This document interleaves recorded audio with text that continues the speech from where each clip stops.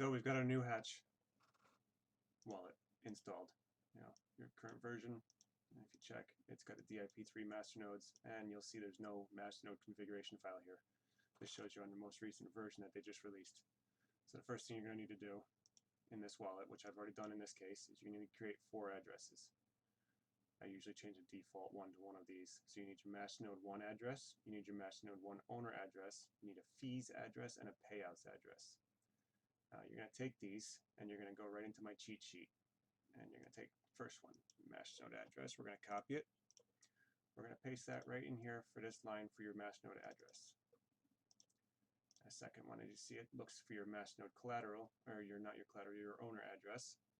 So we're going to take your owner address, which is your Masternode owner, and we're going to paste that in the cheat sheet. Now this cheat sheet automatically fills in everything for you. So while we're at it, we're also going to take our payout address and our fees address. So let's go back, let's get our payout address. And we'll put that in this spot. And we need our fees address, so let's grab our fees address. And we will drop that in this spot. All this time, make sure you have your VPS IP ready. This is very essential. If you don't have this, you're not going to be able to register the ProTX transaction. So next we're going to do, I know these are a little out of order, but we're going to do our BLS generate in the debug. So we'll come back over to our wallet, we'll go to our debug console, and we'll do our BLS generate. It's going to give us a secret key and a public key. It's a little backwards in the sheet, so we're going to grab the public key first. We're going to drop that public key in this line where it says paste your public key. And next one's your secret key, so we need to get that secret key. So we'll go back to the wallet. I apologize, I'm working with like 4 monitors here. And we go back and we paste the secret key. Now the secret key is automatically going to fill this. This Masternode BLS, this is what's going to go in the Masternode on the VPS in the hatch conf file in the hidden folder. If you use my script, you won't have to do that. You'll just copy it from here later and enter it when requested. So the next thing you need to do is you need to bring your collateral into that address. So you have to bring collateral into multiple different places, but your main collateral, you're going to grab your main address and you're going to bring your 1,000 into here. Now at the same time, your fees address, you're going to take 5 more coins and you're going to deposit 5 coins into this fees address. If you already have your main Masternode filled up, you don't have to do that again, but you do have to add fees to this fees address because when you finally register it, it will pull from this address. In order to continue, you also need to put at least 0.1 coins in the payout address, and what this does is it registers this address with the network. So now we're going to do that. I'm going to jump ahead and I'm going to do all these steps and then I'll come back. And my payout's all processed in together now. You see your 1,000 for your Masternode collateral, your 5 for your fees, and your 5 for your payouts.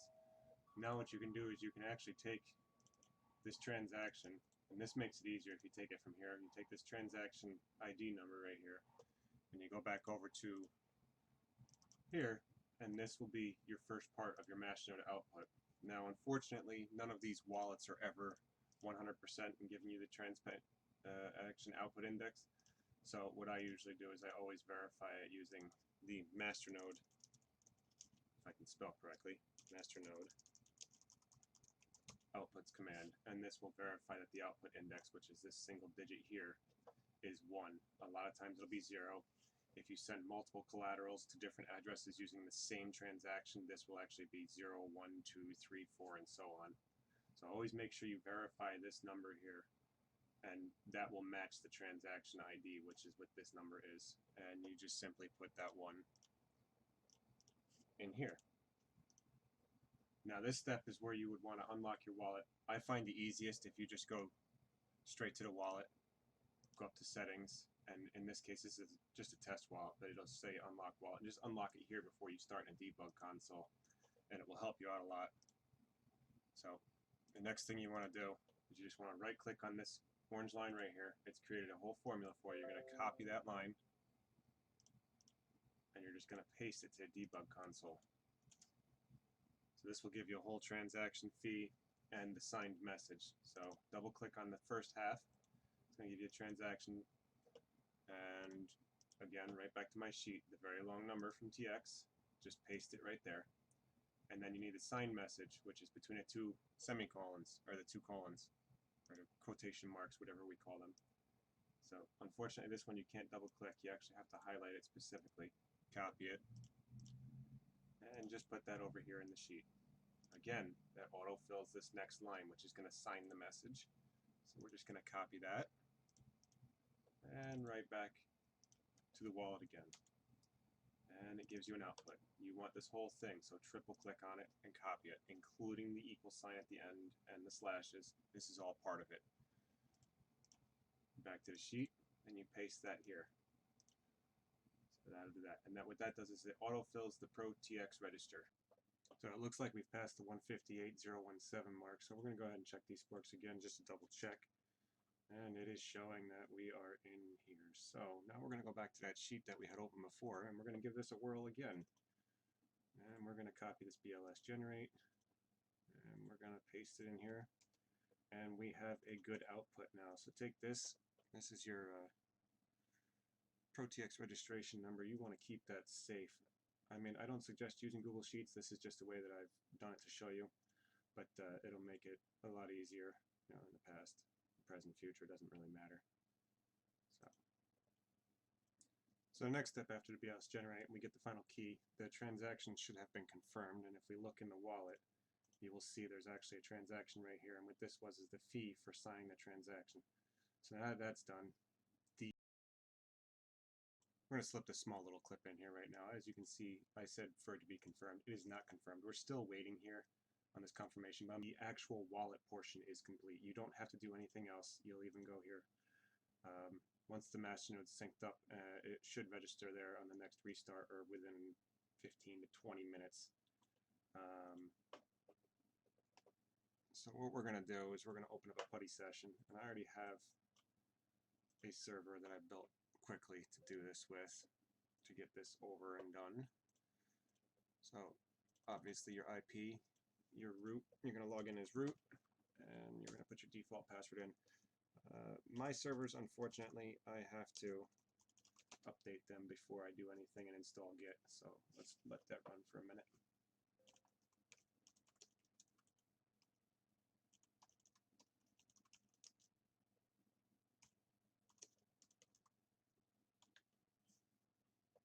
Alright, so now that we have Git,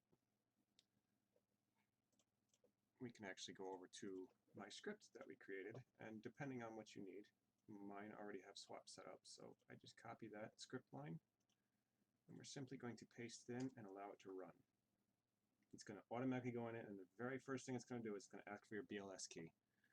This is where I make it extremely simple. You take this key right here, or the whatever's after the equals up here, and you simply paste it in, hit enter, paste it in again, and hit enter. You have nothing else to do, and you'll see it. It just runs the entire script, it installs, it updates any needed dependencies, everything, all the way down to the end, and it's actually got a custom script at the end that will run, that will show you the BLS, whether or not the Pro TX transaction is registered. So I'm just going to shut up now, and we'll let this run, and we'll show you how it works.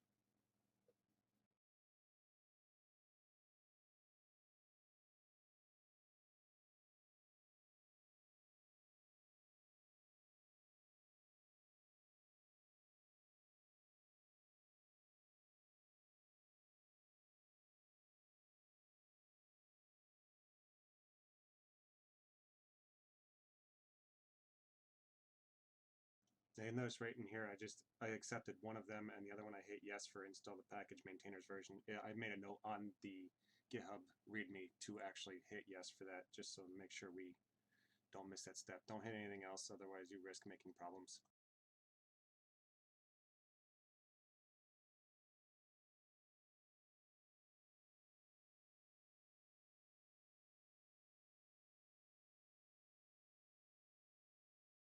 Now this is only taking a minute because this server is a fresh server for me.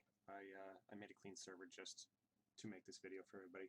It will be destroyed as soon as this video is complete, as well as that wallet will be destroyed and coins will be moved to an alternate address. This is obviously for security's sake from my end as well. Now here we are into the main script. The updates have all completed, all the packages are installed. So the script is actually doing its job now. It's installing the network settings, which is your firewall, your UFW port allowance, and all that. And now it's actually creating the conf file, which contains all the information that the node needs to run. This will take about a minute. This is intentional to make it wait.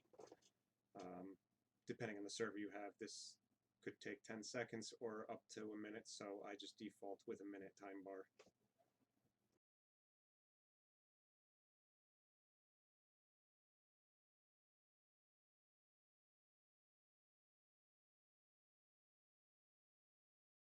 I take that back. It's 10 seconds for every 10%. So it takes 100 seconds. My apologies. It'll do a few more steps after this. There'll be a couple more delays just to wait to make sure the server catches up. But when it's complete, I'll give you a quick rundown of what the last final output script is. And believe it or not, after this completes, everything is done, and the node is actually already set up. Just has to synchronize and register the ProTX with the node, and it will be recognized in your local wallet. But we'll wait a couple more minutes for this to complete.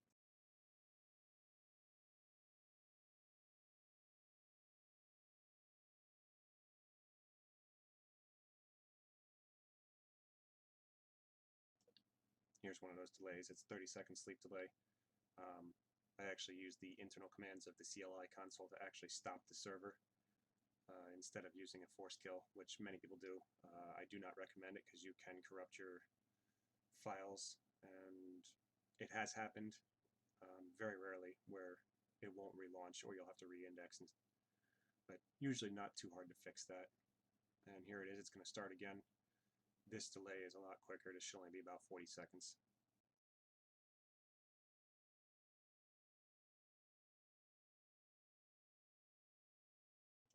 And here we are, the final step of the actual install script. It's installing Sentinel. It is not required. However, they did update it and push a new version to the repo, so I added it just in case it does become a requirement. It will already be installed. Now, the script automatically installs cron jobs, which will restart the daemon and restart Sentinel in the event that the server must be rebooted. The only time that it won't do anything automated is if something happens where the chain hangs and you have to re-index. Then you'll still have to, unfortunately, do it manually with your daemon kill. Alright, so now here the setup is complete. It's told you that your IP address and what the BLS key you entered is. Simply just hit enter. It's going to give you a couple things, what you're looking for. It says waiting for ProTX to appear on chain. This is normal. This is while it's syncing. Once it's synchronized, that'll go away and it'll change over to ready. And this is basically what's in the conf file.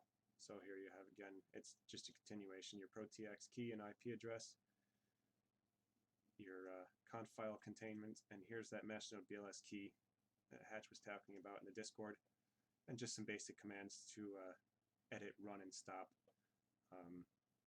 You'll see this is very familiar to a lot of my other scripts, but this is actually going to run a hatchmon.sh script. Now you can run this at any point in time once this setup is complete, and it will bring this screen up. And what this does is it shows you all your outbound connections. I have it default to 10. You can change it to as many as you want by editing that conf file and restarting it. Mine is 10 only because on our servers we host between 4 and 8 different coins at a time, and we do not want to clog up and create a choke on our connection for our nodes going in and out. So this basically gives you everything. It's your synchronized. This is your get info, your block number. This is going to synchronize very quickly, and then you'll see up here all these things will start to fill in. And as soon as this comes into is synced and goes to true, this will actually show ready in a whole different output. So we'll give it another minute to synchronize, and we're almost done. And yes, we have a small typo. I did steal part of this final monitoring script from another coin. I did, so right here I have to fix that, and I will update that to Git here very shortly. It will actually say enquery hatch D and root instead of domo D. This is for domo coin because I stole this actual connector from that. Now you see we're completely synced with the chain, so now blockchain synced is going to go true here in a moment. This should only be about another minute and a half left. We have to get a few other files synchronized with the network. There you go. The blockchain's finally synced up, and the governance should be almost done. So we're fully synchronized at the moment, and what we're doing is we're just waiting for that transaction that took from the fees address to confirm, and hopefully once we get to that point, we'll see this change over to ready, and the Masternode should show up in the wallet. I'm gonna wait a couple more minutes here and see if the chain gets moving. Hatch has informed me that this is an intentional hold, that all the possible blocks that were supposed to be mined within an hour were actually mined, so the chain is actually holding all transactions right now until the next hour passes. So we'll give this a couple more minutes. If it doesn't push along here in the next couple minutes, I'm just going to push this video up as it is, and we'll do an updated version, and I'll edit the file afterwards. But this should get you to the point where you're set up. I mean, we can go over to the wallet and see that this transaction hasn't been confirmed yet. So unfortunately, we can't go further with the video. But I'm going to post what I got now. As soon as that transaction confirms right here, this will actually show. If you put it in tree mode, you'll be able to drop it down, and this will actually be locked. And you notice there's no longer 5 in there for the fees. It did take the fee out of the wallet, unfortunately, because we are waiting. The confirmation has not happened yet. The moment that happens, though, it should show up on the chain, it should show up in the wallet, and it would show up in here in the My Masternodes list. There's probably going to be a lot of them popping online. Meanwhile, I'm waiting for this to happen. I'm actually doing all of our service nodes at the same time, so a bunch of them are going to jump on right away. But we'll be back as soon as they finish, and if they don't come here in the next couple minutes, I'll push this video to YouTube and I will edit it out later. So we're back, and you can see our status has finally updated about 2 hours later. I guess the chain hold is actually working to a status of ready. So now if we go back over to our Masternode, or our main wallet, we'll actually see that transaction is finally confirmed. It's got 4 confirmed transactions now. That's pretty good. And our Masternode has actually showed up in the chain as enabled, and it will actually tell us when it got, what block it was paid last, and when it will be paid next. The payee is always going to match that payout address that you entered earlier. And if you see the other Masternodes, there's all your Masternodes online, and we're starting to get some payments. And so now that you're done with your Masternode, you want to create more of them, you just duplicate this original sheet that you made, and just delete everything out except for the green. And this fees already has the 5 coins minus the transaction from the ProTX registration, and it's already the address you're paying to on your Masternode rewards, which is real nice on these deterministic nodes. Is you're actually defining a specific payout address. You don't have to use multi-send and hope it works or anything like that. The payments will always go to this address, and you can create 10, 15, 20, 100 nodes. As long as this stuff is all unique to each node, they will all pay out to that address. So if anybody's got any questions, feel free to hit me up on Discord. I left all the links for everything in the description below. I left my Discord tag below. Just find me and DM me and tell me, you need a little assistance with the hatch or any deterministic Masternode, and I will do my best to get back to you as soon as possible.